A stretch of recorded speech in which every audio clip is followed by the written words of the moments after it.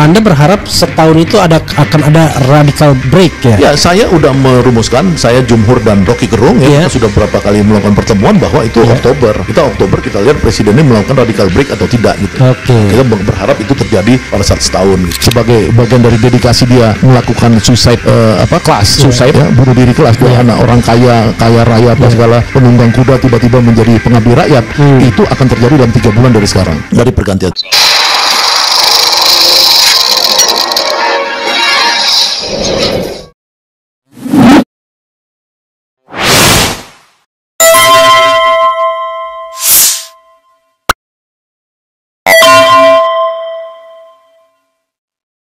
Karena abang menyinggung radical break, padahal saya tadi masih ingin mengulur waktu dengan beberapa hal. Pertama, radical break itu dalam pengertian abang apa? Yaitu putus hubungan dengan Jokowi, kan begitu? Ya, jadi kan kita kembalikan cita-cita bernegara ini, di mana Presiden Republik Indonesia Prabowo Subianto ya sudah punya pikiran-pikiran ya yang itu sesuai dengan keinginan founding fathers. Contoh. Ya, pasal 33 tadi Undang-Undang 45 bahwa ya kan perekonomian Indonesia disusun berdasarkan azas kekeluargaan usaha bersama.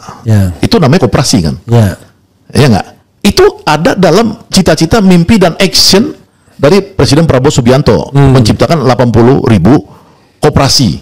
Walaupun nanti orang bicara soal proses bottom up-nya itu oke, nanti kita hanya proses bottom up, tapi proses untuk dimanfaatkan sebagai unit-unit campaign. Iyalah, makanya koperasi itu kan orang bilang kekeluargaan, bottom up tadi kan, ada culture bukan hanya struktur.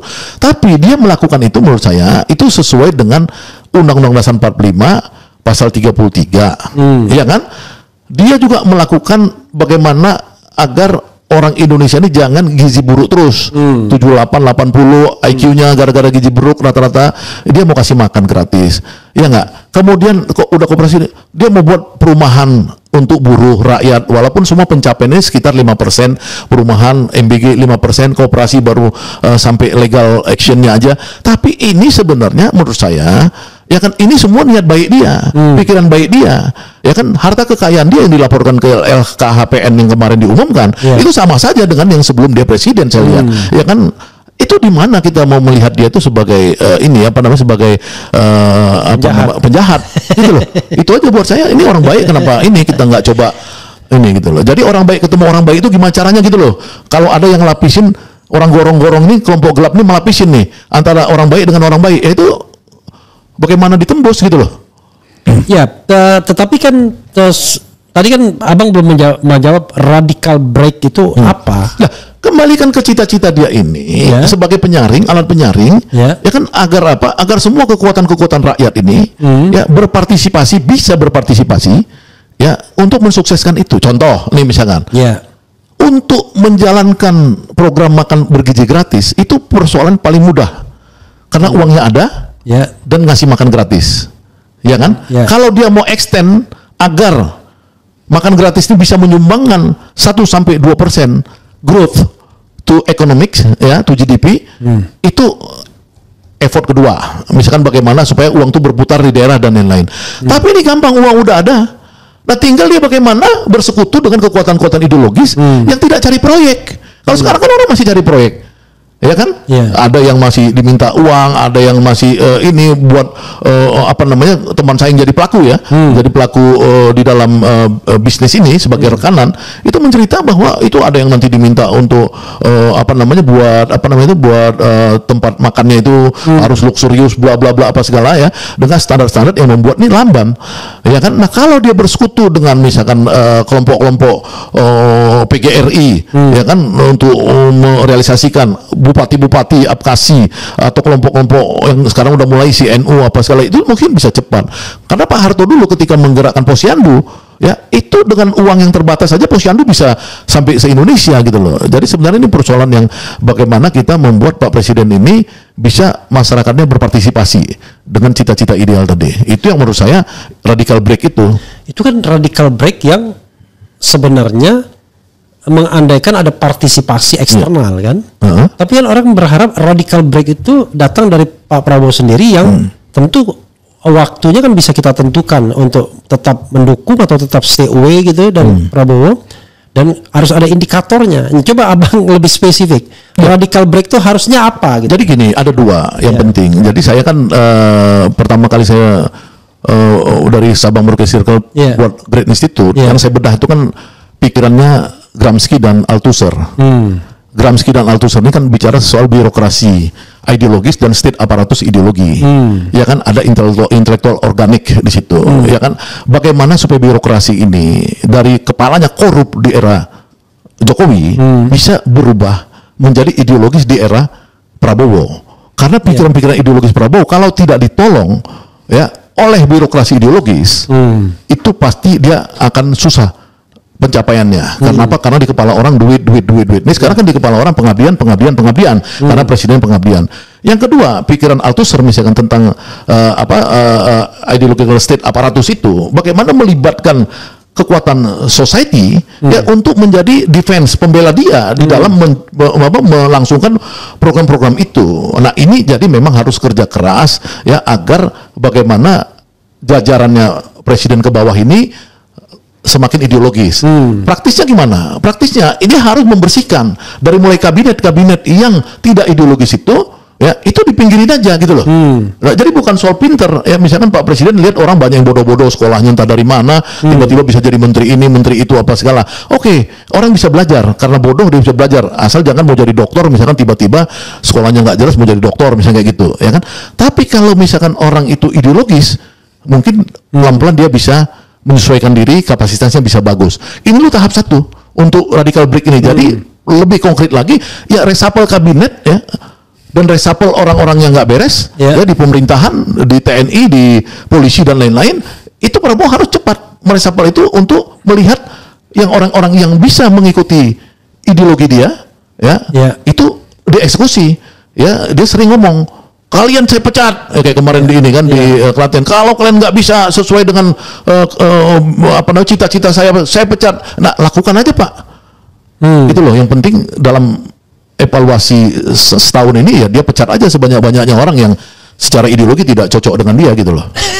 Oke, karena Anda ngomong pecat memecat, saya mau nantang Anda membuat jawaban iya atau tidak. Ya kan? Atau dipecat tidak dipecat, mungkin biar lebih radikal.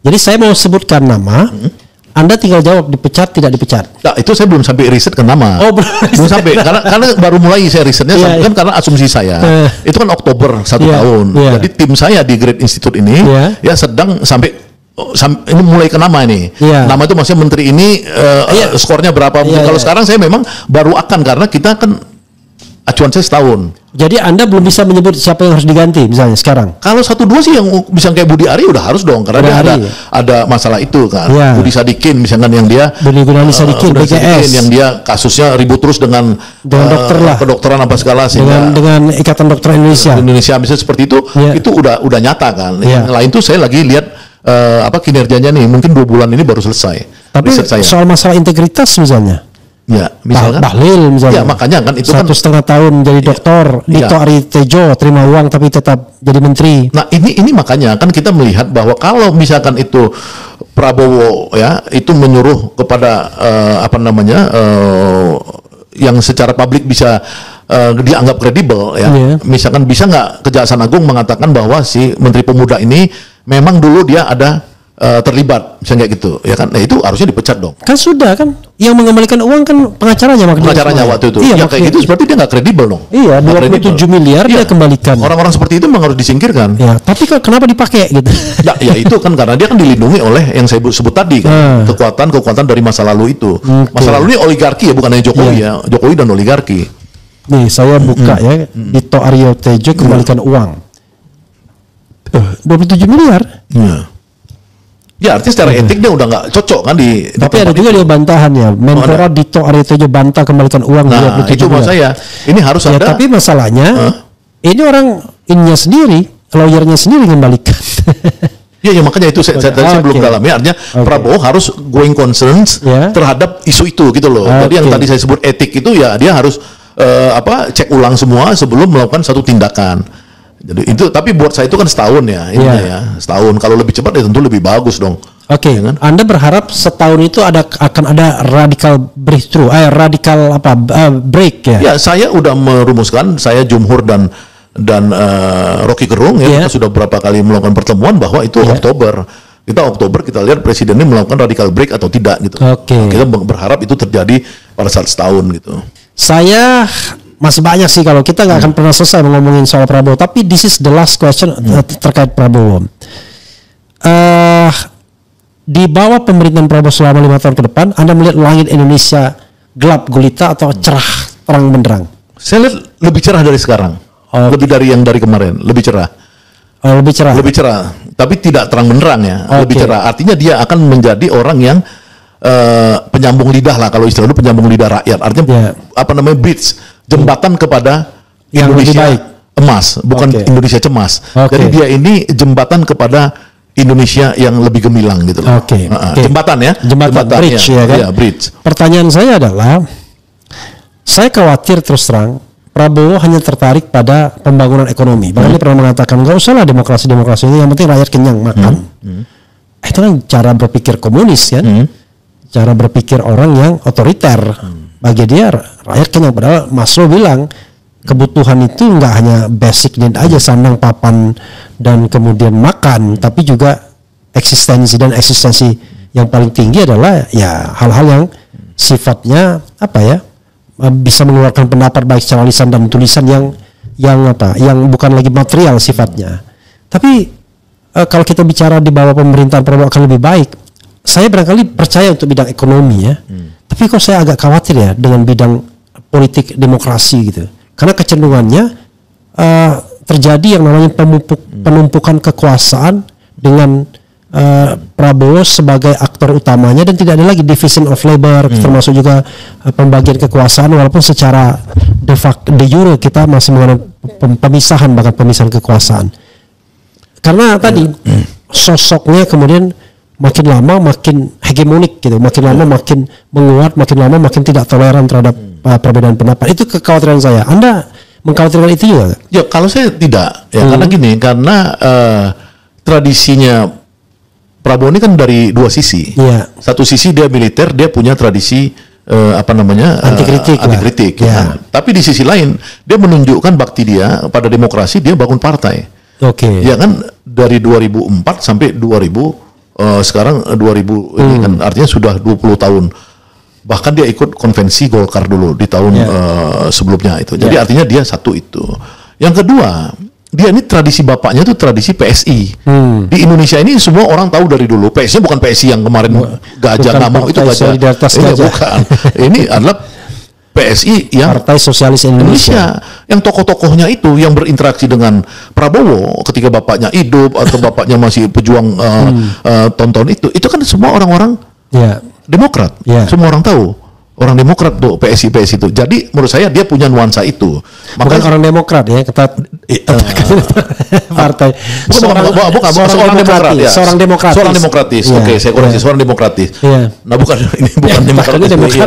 Nah, dari sisi itu saya melihat bahwa dia itu memang selalu di antara itu. Makanya saya lihat dia punya dua orang kepercayaan, satu tentara Sapri Samsudin, ya kan, satu lagi Dasko orang sipil. Ya, makanya pada saat kalau Anda mengatakan mereka lah sayapnya Prabowo, saya lihat itu. Saya lihat untuk yang eksekusi yang berat, misalkan Agrinas itu, kenapa dulu 1 juta hektar itu di zaman Jokowi tidak berhasil dieksekusi, di zaman Prabowo dieksekusi, diambil semua sekarang, masuk Agrinas udah 1 juta lebih. Ini kelompok militernya itu, sayap yang ini. Nah, sayap demokrasinya itu dipelihara oleh Pak Dasko, ya kan, saya lihat dia sering interaksi dengan kekuatan-kekuatan civil society, ya, pada saat undang-undang TNI, pada saat kejadian di Raja Ampat, dan lain-lain, dia kelihatan punya interaksi dengan kekuatan-kekuatan NGO dan lain-lain, ya, bahkan dia interaksinya dengan kelompok kampus mahasiswa, saya lihat ya, dia cukup tinggi juga. Jadi artinya sebenarnya selama Prabowo ini keseimbangannya itu tetap ada, maka demokrasinya tetap ada. Tapi, saya tapikan dulu. Tapi memang saya melihat bahwa demokrasi Prabowo ini cenderung dia pengen mengarahkan kembali ke Undang-Undang 45 yang asli, yang dulu. Terpimpin. Ya, artinya demokrasi dalam ruang lingkup musyawarah mufakat. Ya kan, ini memang kan satu tantangan buat kita untuk men-challenge kan diskursus, nggak ada masalah, itu biasa. Kelompok Masuni aja misalkan, yang dimana saya merasa bagian dari itu, misalkan cara berpikirnya juga sama musyawarah mufakat juga. Apalagi kalau NU yang dia kiai kan, itu mungkin lebih strong lagi pada wali-walinya, pada gus-gusnya dan lain-lain. Jadi saya pikir itu Prabowo pengen kembali itu memang satu bentuk demokrasi yang diinginkan, demokrasi versi yang tidak sebebas-bebasnya. Iya memang kalau kita lihat statuta dari Gerindra kan kembali pada Undang-Undang 45 statuta atau istilahnya apa ya, atau doktrin atau apa. Tapi Prabowo nggak pernah tuh ngomong pengen kembali itu rasanya. Atau karena Anda lebih enggak, saya ngamatin ada. Saya ngamatin misalkan gini. Saya ngamatin setiap Prabowo itu ngomong tentang Undang-Undang Dasar 45 pasal 33 yang harusnya 5 pasal. Dia setiap pidato tuh sampai ke 3 aja. 3 ayat. 3 ayat. 4 demokrasi ekonomi dia nggak ngomong. Ya kan, kelima apa itu? Efisiensi apa itu demokrasi ekonomi. Yang kelima apa itu? Itu dia nggak omongin. Jadi 3, misalnya kayak gitu. Jadi saya lihat dia instinktif dia tuh, dia selalu pengennya kembali ke Undang-Undang 45 yang asli. Saya ada melihat beberapa kali dia dia menginginkannya kalau bisa kita jangan gontok-gontokan, jangan seperti sekarang demokrasinya terlalu pemilu ini gitu-gitu loh. Kalau pemilu dia bilang memang messy, kemudian costly dan tiring. Tiringnya, tiring gila itu, gitu. Capek. Gitu. Melelahkan, berantakan dan mahal gitu ya. Oke, banyak hal yang bisa kita diskusikan sebenarnya. Oke. Saya ingin pindah sedikit karena tadi judulnya kan macam-macam. Tom Lembong kita sudah singgung. Hasto sudah. Jokowi sudah, Prabowo sudah, apalagi ya karena Prabowo jadi central issue dari our conversation kan.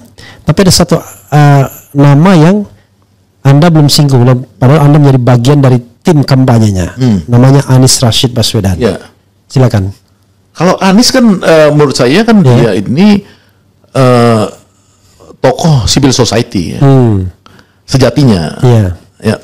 Dan dia mencoba untuk bertarung ya untuk sampai level gubernur. Ya, dia dapatkan itu. Jangan dia menjadi government di level provinsi. Nah, tapi ibu kota lah. Ibu kota. Tapi ketika dia mau menaikkan menjadi calon presiden dan mau jadi presiden, itu kan mengalami hambatan yang tadi struktur elit kita ini ternyata tidak bisa menerima isu-isu yang dibawa Anies, yaitu isu-isu perubahan secara vulgar.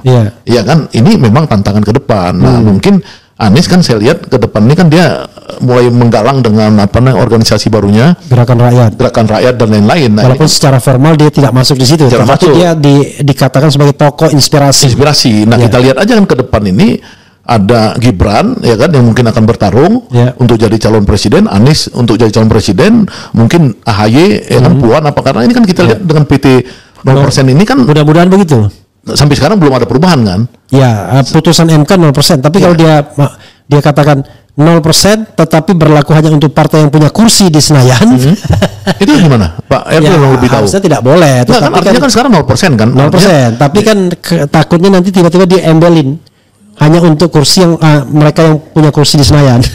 Asumsi ini misalkan sekarang asumsinya semua peserta pemilu lah. Yang ikut kemarin kan, seperti Hanura, Partai Umat, Partai Gerakan Rakyatnya Anies mungkin ikut juga mungkin. Ya, kalau yang ini kan nggak mungkin partai yang bisa kontestasi dong, karena dia mengarahnya ke partai. Ya makanya maksudnya partai baru kan nggak boleh nyalonin kan? Boleh di PT 0% tuh. Ya itulah tadi yang saya katakan, kalau seandainya dibikin tricky, hanya partai yang ikut mendapatkan kursi DPR pada pemilu sebelumnya, ya nggak bisa. Tapi kalau dia semua partai politik peserta pemilu boleh mencalonkan, maka boleh. Ya, seandainya misalkan merujuk pada yang 2024, kan beberapa partai-partai itu bisa. 2024 itu ada 20% soalnya. Bukan partai-partai yang sudah ikut pemilu maksud saya. Artinya kan peluang Anies untuk dicalonkan masih besar. Karena cukup satu partai doang. Nah, tentu Anies harus melihat misalkan kemungkinan besar nih kompetitornya Gibran, karena Gibran nih menyiapkan kekuatan yang terencana kan sekarang ini kan. Nah, untuk itu tentu dengan Prabowo sendiri, kita berharap bahwa gerakan Anies ini juga bisa dia tunjukkan bahwa dia bukan hanya tokoh civil society. Civil society ini kan sejatinya itu memang susah untuk masuk kepada kekuasaan, karena civil society ini kan orang-orang yang ya merdeka bener gitu loh. Bisa jadi LSM gitu loh. Itu kalau soal Anies catatan saya. Kan kita jangan borong semuanya, besok bisa kita asal saya diundang lagi kan. Mantap, saya nih. Tapi saya ingin berbicara mengenai hal yang sifatnya pribadi yang merupakan komplain dari 1-2 orang. Saya nggak banyak orang, 1-2 orang, tapi penting juga. Anda kok dianggap lompat pagar, ya kan?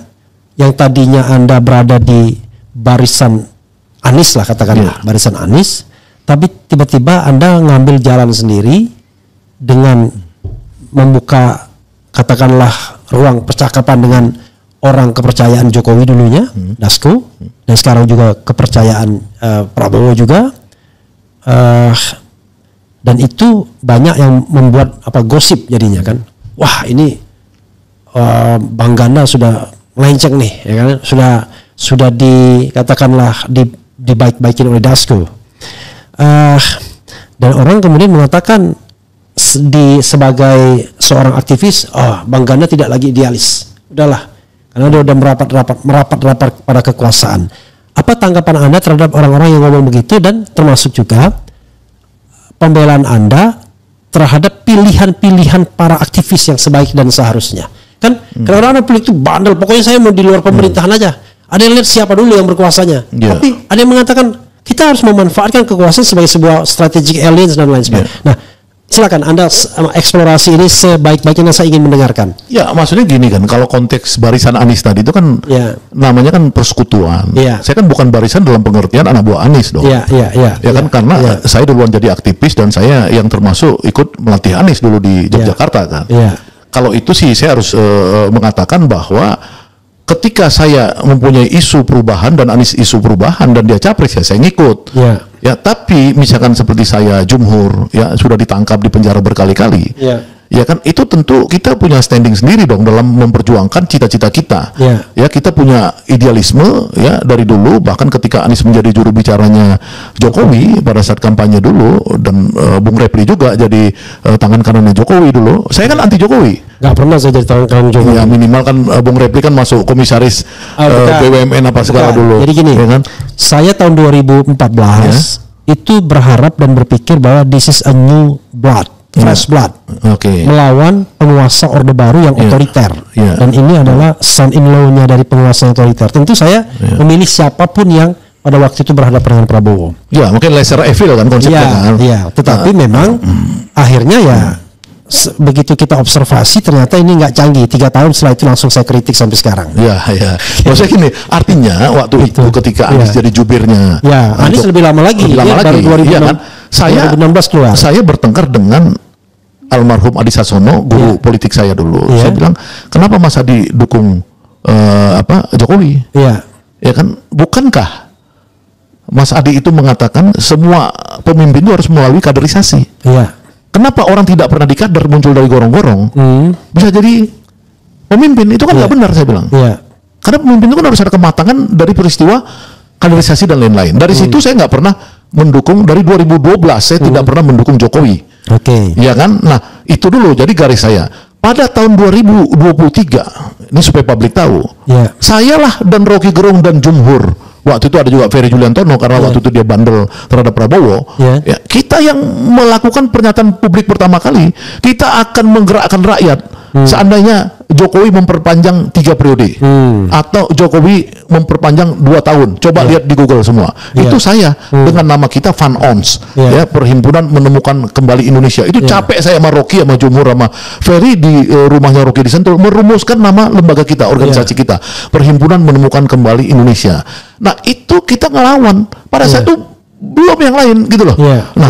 Kemudian kita sebelum itu kita mendirikan kami Koalisi Aksi Menyelamatkan Indonesia. Ya kan, ketika atas nama Covid terjadi quote and quote uang negara diperampok, di ini proyek-proyek rampok apa, kita melakukan satu pengawasan. Ya, kita mengkritik kenapa undang-undang minerba nggak pakai diketok palu diperpanjang 20 tahun. Kita mengkritik macam-macam ke Jokowi. Nah, ini kan peristiwa yang saya ini lakukan ya tidak ada hubungan dengan Anies. Jadi bagaimana kemudian orang-orang menuduh saya atau mengatakan saya keluar dari lingkaran Anies. Nggak ada. Saya hanya bersekutu dengan siapapun yang memperjuangkan kebenaran. Ya. Nah, misalkan ketika di ide Prabowo ini kan saya ketemu pertama kali sama Jumhur, ketemu Profesor Dasko. Yang tangan kanan 2 orang tadi, 1 tentara, 1 sipil kan, yang saya ketemu yang sipilnya. Kan saya tanya sama Pak Dasko sebelum saya berinteraksi dengan Prabowo, saya tanya, bagaimana sih Pak Prabowo sikapnya terhadap pagar laut? Itu zaman Pak Harto nggak ada pantai itu dikuasai swasta, termasuk Ancol, termasuk semua Pak Harto, Batam apa semua dibuat otorita. Oh iya bang, itu nanti Prabowo akan ambil alih, nggak ada pagar-pagar laut. Pagarnya ya, pagar laut mau dikuasai oleh swasta. Itu janji dia. Oke, saya senang. Yang kedua, bagaimana korupsi? Korupsi kan sekarang udah diumumkan oleh KPK, Deputi KPK waktu itu bidang penindakan mengatakan bahwa korupsi ini sudah 50% di Indonesia zaman itu. Kita ini bang, kikis bang. Kita kikis, pokoknya sedikit-dikitnya 5%. Sebanyak-banyak 5% itu juga 5% dalam pengertian dia kalau dia dalam bisnis itu ada miss gitu loh. Kita kejar itu bang. Nah, bagaimana tentang orang-orang yang di penjara seperti saya dan lain-lain? Kita akan buat amnesti bang. Amnesti dan kompensasi. Itu omongan Dasko 3 itu membuat saya tertarik. Ya dong, ya kan? Membuat saya kan cari indikatornya dong. Indikatornya itu saya ukur sampai sekarang itu semua positif. Pagar laut itu 33 km. Pagar laut ya, yang mau dikuasain dari zaman Jokowi. Kemudian laut itu mau dikuasai oleh suatu kelompok pengusaha tertentu, itu kan dihancurkan. Persoalannya itu masih ada di belakang laut, artinya tanah-tanah yang sengketa jual beli ya antara orang-orang perusahaan X itu terhadap masyarakat dan melibatkan kepala desa lain-lain, itu menurut saya adalah derivatifnya. Tapi laut itu udah dinyatakan oleh Prabowo ya bahwa itu harus dikuasai negara. Bahkan ketika saya bicara kepada Gubernur Banten ya atas arrangement dari Profesor Dasko, itu intinya bagaimana membuat otorita pantai utara Banten ya yang dikuasai negara.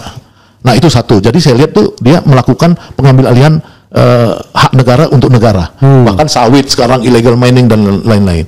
Yang kedua, ya korupsi memang saya lihat di zaman dulu Raja Khalid, siapa yang bisa nyentuh Raja Khalid coba? Siapa bisa nyentuh Raja Khalid selama ini? Ya, nggak ada yang bisa. Di zaman Prabowo dibuat tersangka. Siapa yang itu yang raja-raja sawit, Raja Timah kemarin di Bangka, dia apa segala, kan dibuat tersangka semua sama Prabowo. Jadi nggak bisa orang bilang Prabowo tidak anti korupsi. Itu sangat anti korupsi. Ini air bah di Indonesia. Tentu dia tidak gampang melawan semua peristiwa itu. Misalnya seperti itu, ya kan? Nah, yang ketiga, orang-orang politik itu, ya itu kan sama Dasko kan didatangin semua. Ya, ada yang menerima kompensasi seperti kasus Trisakti dulu, korban Semanggi atau korban apa itu 98 atau apa yang dapat kritik Semanggi 1, Semanggi 2. Semanggi 2 misalnya. Ini peristiwanya menurut saya harus diapresiasi bahwa ini seberapa jauh kita masih akan melangkah. Ya kita lihat dong, ini kan baru berkuasa Prabowo baru 10 bulan. Ya kan kalau dia bisa berkuasa 5 tahun, ya enggak didoakan sakit dan meninggal oleh orang-orang yang ambisi menggantikan dia, ya kan? Itu maka harapan ini akan banyak gitu loh. Harapannya mudah-mudahan 5-10 tahun Indonesia bisa kembali ke arah Indonesia emas tadi gitu loh, Indonesia gemilang. Oke, sobat sekalian, saya kan tidak bisa memaksa orang. Saya juga nggak bisa maksa Pak Repli kan, karena Pak Repli kan udah bilang tidak mau bersekutu dengan Prabowo karena Prabowo jadi presiden didukung oleh Jokowi. Ya udah, kan gitu. Ya, sobat sekalian, jadi tapi tentu dimanapun kebaikan kan kita harus promosikan. Kan kita juga nggak boleh kemudian wah pengertian tidak itu untuk diri saya, ya kan? Tapi saya tetap mendorong orang-orang yang baik untuk masuk di dalam pemerintahan, termasuk abang kan. Masuk pun tidak apa-apa. Ya, saya kan declare juga sama seperti Pak Repli Harun. Saya juga tidak mau masuk di dalam kekuasaan. Jadi saya kan sudah bilang saya tidak akan masuk dalam kekuasaan sampai 2029. Nah, karena biar saya di luar, tapi saya tetap ingin mendorong orang-orang baik. Ngapain kita dorong orang-orang yang masih lingkaran-lingkaran geng Oslo kan? Gitu. Nah, kalau soal seperti itu kita sepakatlah bahwa kalau indikator keberhasilan Prabowo pertama itu adalah dia pisah dengan geng Oslo. Baik dengan anak buahnya, apalagi kepala gengnya. Nah, yang kedua, dia bisa mewujudkan janji sosialisme Indonesia ya. Wah, ini sosialisme. keadilan sosial bagi seluruh rakyat Indonesia. Oke, Bang Syahganda, terima kasih banyak. Tapi sebelumnya, you have a time for closing statement. Terserah, mau 2 jam juga boleh. Ya, terima kasih. Jadi mencari pemimpin yang punya idealisme di Indonesia ini, itulah yang paling sulit di era sekarang ini. Nah, kebetulan presiden kita ini adalah presiden pemimpin dengan idealisme. Ada masalah ya karena dia menang secara kudeta merangka, quote unquote kudeta merangka. Ya, dia harus membersihkan benalu-benalu di dalam tubuhnya karena merangka itu kan kayak benalu. Ya kan? Nah, kalau dia bisa bersih 30% aja, ya kalau menteri-menteri dia yang strategis 30% aja, ya itu dia bisa gantikan dengan orang-orang yang betul-betul dedicated, pekerja keras ya, terutama di sektor-sektor yang dia menciptakan lapangan kerja seperti MBG, kemudian koperasi ya, koperasi Desa Merah Putih. Kalau 80.000 dia bisa nyerap 10 orang per koperasi untuk bekerja, 800.000 lapangan kerja baru. MBG saya udah hitung ya, itu kalau dia bisa ini, itu bisa MBG 500.000 lapangan kerja baru kalau dia serius. Itu udah 1,3 plus yang secara alamiah sekarang. Ya, apalagi kalau dia bisa misalkan masuk di sektor properti secara serius, ya misalkan Marwara Sirait diganti aja itu sama Pak Riamja, misalnya kayak gitu, ya kan? Nah itu dia bisa menciptakan lapangan kerja di sektor perumahan, ya. Kalau sektor perumahan itu dia nggak usah 3 juta, ini kebanyakan 3.150.000 aja, itu satu rumah, ya itu misalkan 3 orang atau 4 orang bisa bekerja, 600.000 lapangan kerja baru, maka Indonesia gelap hilang, besok itu langsung hilang. Kalau diganti Prabowo menteri-menteri ini ya secepatnya, maka 3 bulan dari pergantian menteri itu yang disebut Indonesia gelap, yang versi saya tadi orang hopeless lapangan kerja ya dan lain-lain, itu akan terang, mulai terang. Nah, Prabowo sebagai jembatan emas bangsa ini ya, sebagai bagian dari dedikasi dia melakukan suicide suicide ya, bunuh diri kelas, dia anak orang kaya raya apa segala, penunggang kuda tiba-tiba menjadi pengabdi rakyat, itu akan terjadi dalam 3 bulan dari sekarang, dari pergantian. Terima kasih. Oke, terima kasih Bang Ganda. Luar biasa nih. Saya ingin Anda memberikan tips. Ini tips yang menurut saya untuk saya penting, untuk pemirsa era penting. Apa tips itu? Ya, kalau tipsnya adalah Anda buat tips untuk menilai Prabowo itu seperti apa. Kasih berapa tips yang Anda inginkan biar kita memiliki sebuah pemikiran atau kerangka berpikir yang objektif dan rasional. Silakan. Apa saja tipsnya? Kan Anda ya silakan kalau mau merenung dulu. Seharusnya saya melihat Prabowo seperti ini. Karena kalau cuma kita melihat susunan kabinet, dia ngece-ngece kita, Indonesia gelap. Wah, ini hopeless sepertinya. Tapi barangkali Bang Ganda punya tips untuk itu. Silakan, Bang. Ya, pertama untuk para pemuda ya. Mereka bisa punya kesempatan menurut saya untuk menjemput bola dari ide Prabowo, atau udah ini ya, mulai action membangun 80.000 koperasi Desa Merah Putih. 80.000 koperasi Desa Merah Putih itu dikendalikan 2 orang yang ideologis, yaitu Peri Juliantono, ketua harian Satgasnya, dan Zulkifli Hasan. Oh, bukan Budi Ari. Untuk permainan ini saya lihat 2 orang itu yang ideologisnya, artinya biar bisa menyambung kepada pemuda yang saya sebut tadi. Kalau seandainya 80.000 itu oleh pemuda dijemput bola, mereka menjadi pegiat-pegiat koperasi di desa-desa itu, ya maka mereka bisa menjadi pekerja sekaligus belajar bisnis di desa, karena Presiden sudah menekankan bahwa koperasi itu akan menjadi pedagang gas misalkan LPG, ya koperasi akan menjadi apotek di desa, koperasi akan menjadi ikut dalam bisnis-bisnis strategis lainnya. Itu kan artinya perputaran dan peristiwa bisnisnya itu ada di desa-desa, sehingga pemuda-pemuda itu jemputlah bola untuk itu. Nah, yang kedua bagaimana? Satu jemput bola koperasi, ya kan? Yang kedua MBG. Ya, MBG ini kelihatan Prabowo kan akan men-scale up kan ininya pencapaiannya. Itu bisa PGRI misalkan, guru-guru ya itu mulai merayu ya kepada Badan Gizi Nasional untuk kembali ke cita-cita awal, agar sekolah-sekolah itulah sebagai tulang punggung dari sukses story-nya makan bergizi gratis. Di kantin-kantin sekolah kembali difungsikan sebagai avant-garde untuk menyalurkan. Nah, disitulah nanti produk-produk lokal dan kemudian pemuda-pemuda lokal, ibu-ibu apa segala bisa berpartisipasi membuat sukses story makan bergizi gratis dan lain-lain. Nah, yang ketiga untuk yang kedua partisipasi di MBG makan bergizi gratis. Nah, yang ketiga untuk para mahasiswa ya itu tetaplah kritis ya karena apa? Karena Pak Presiden itu tetap perlu ditolong dalam pengertian kritik-kritik masyarakat itu sebagai bagian dari civil society harus dia dengar. Ya, jadi kalau mereka demo di istana asal ini ya apa namanya tidak anarkis dan asbun ya. Tapi mereka kayak zaman-zaman yang kemarin kan BEM-BEM-nya bagus melakukan kajian-kajian yang serius, itu lakukan aja ya agar apa? Agar presiden itu kan zaman medsos ini di mana presiden mengatakan dia suka pagi-pagi nonton medsos. Ya kan itu tolong itu apa namanya mahasiswa ya itu sebagai avant-garde perubahan besar bangsa ini, lakukanlah gerakan-gerakan sistematis untuk melakukan kritik-kritik di mana dia merasa bahwa Indonesia gelap ini harus dirubah jadi Indonesia terang. Itu tiga tips dari saya. Tiga cukup saya pikir ya. Satu, berpartisipasilah pada pembentukan 80.000 koperasi pemuda-pemuda di desa terutama.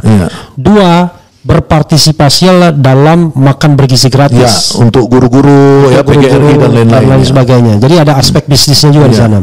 Yang ketiga, teruslah kritis untuk mahasiswa kepada mahasiswa terutama dong. Masa kita boleh dong zaman sekarang terutama kepada para mahasiswa agar Prabowo bisa terjaga. Oke. Begitu ya saudara sekalian. Mudah-mudahan kita bisa bertemu lagi. Wassalamualaikum warahmatullahi wabarakatuh. Waalaikumsalam. Keren. Cadas.